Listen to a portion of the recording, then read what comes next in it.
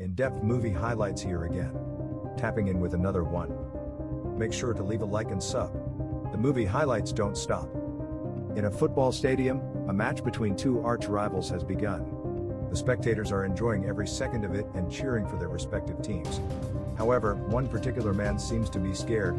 He knows something that no one else does, that the stadium will explode if the noise level exceeds 100 decibel. There's an indicator inside the stadium that displays the noise levels. As the scared-looking man is on the phone talking about the possible explosion, a fan overhears him and inquires about the matter. With an anxious look, the man reveals everything about the possible explosion. He then asserts that if a goal is scored, the noise levels will obviously increase. Hearing this, the fan becomes worried, but he knows what he is supposed to do. He has to prevent any goals until the final whistle. Unfortunately, the home team gets a penalty. Chaos is about to unfold, but in the nick of time, the fan heroically runs to the pitch and kicks the ball. This delays the explosion for the time being, but can he delay it until the full-time whistle?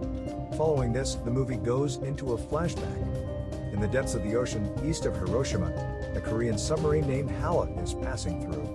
Inside, there are several Navy officers trying to protect their country from attackers. The leader of the group is the same scared man from the first scene.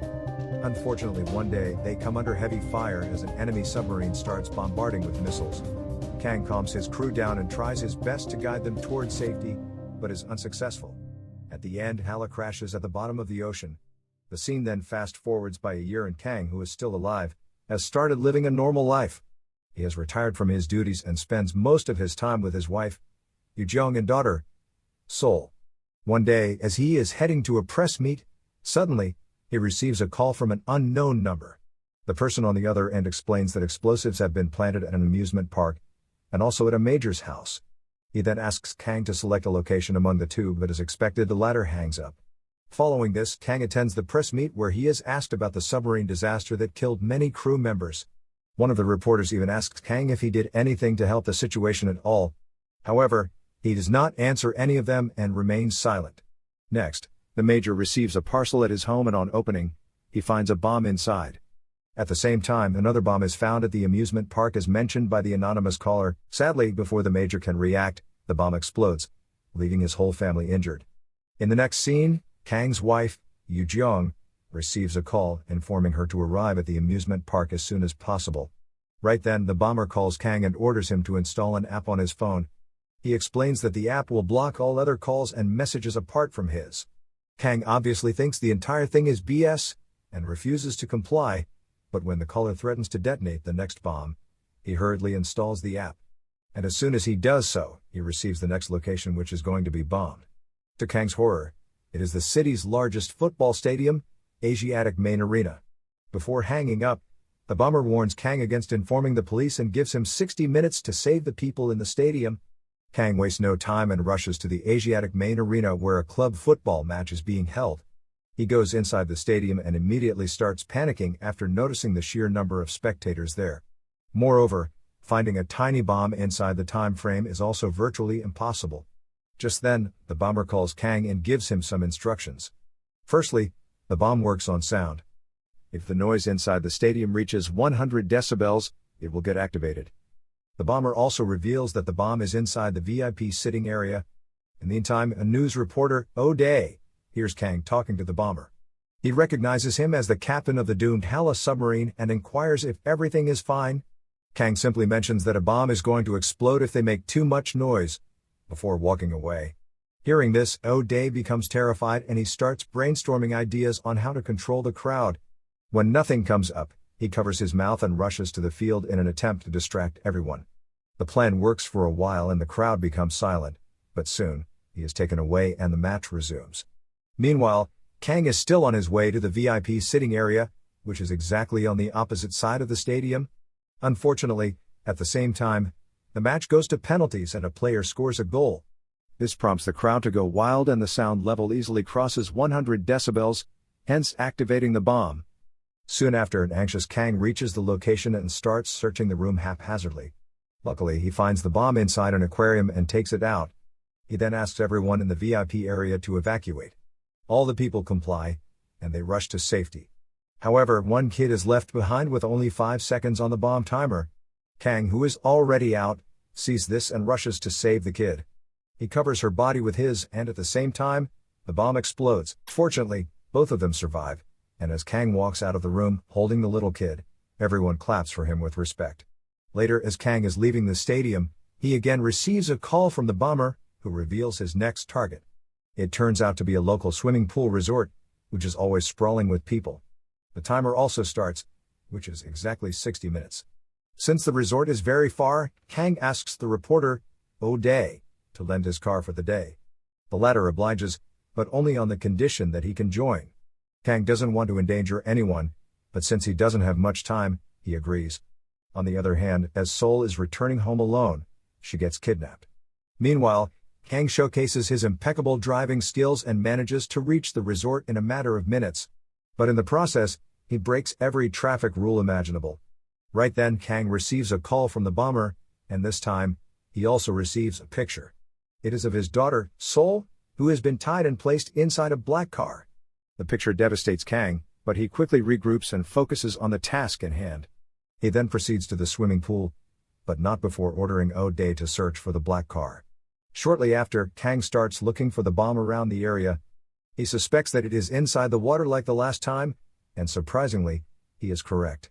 To get a closer look, Kang dives inside the pool and tries to disarm it.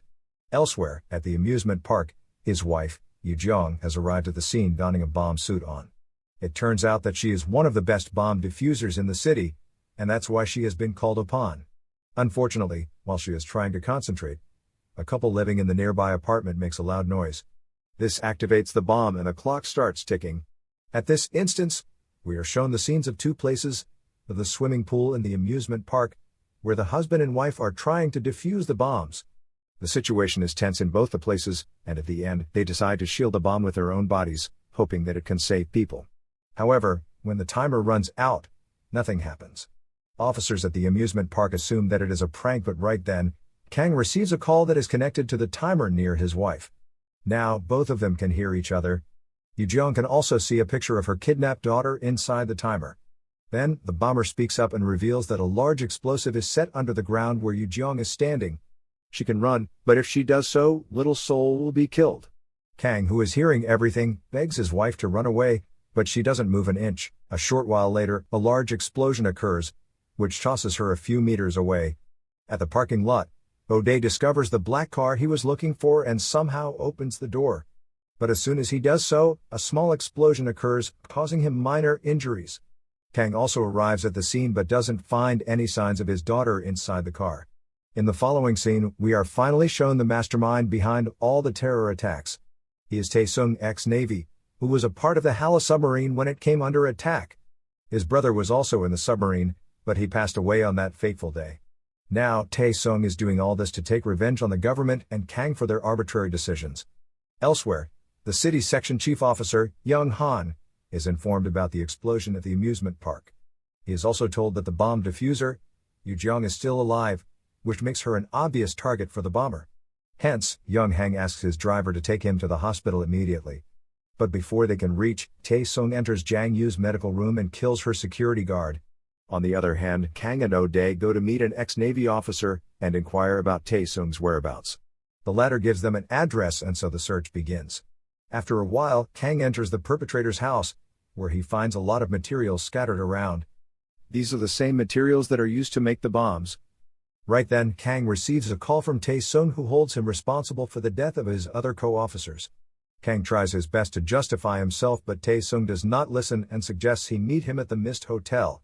After this, disguising himself as a doctor, Tae-sung takes Yoo-jung out of her room in a wheelchair to the hallway.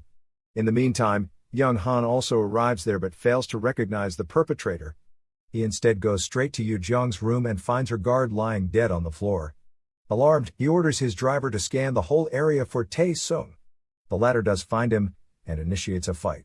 But in the process, he gets killed, allowing Tae-sung to drive away with Jang Yu. Meanwhile, a worried Kang calls Young-han and explains the entire situation to him. He also reveals about the bomb-related materials found at the perpetrator's house. Soon, Kang and O'Day arrive at the Mist Hotel and begin searching for the bomber.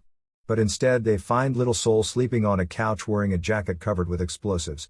Meanwhile, Young Han and his team inspect the perpetrator's house and deduce that the explosives are connected to different chips and it is difficult to defuse them. Elsewhere, Tae-sung enters the seminar hall of the Mist Hotel, wearing another jacket full of explosives, and greets the crowd. Hearing his voice, Kang rushes to the hall and confronts him. He tries his best to calm the bomber down, but to no avail. Tae-sung keeps on accusing Kang for the death of his brother, Tae Ryong, and several other officers. He also belittles him for taking advantage of the situation for his own benefit.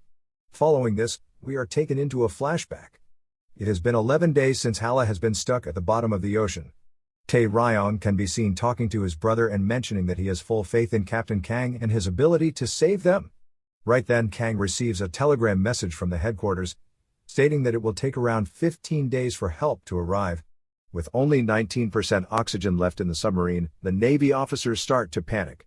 Hence, to control the situation and save as many officers as possible, Kang comes up with a plan.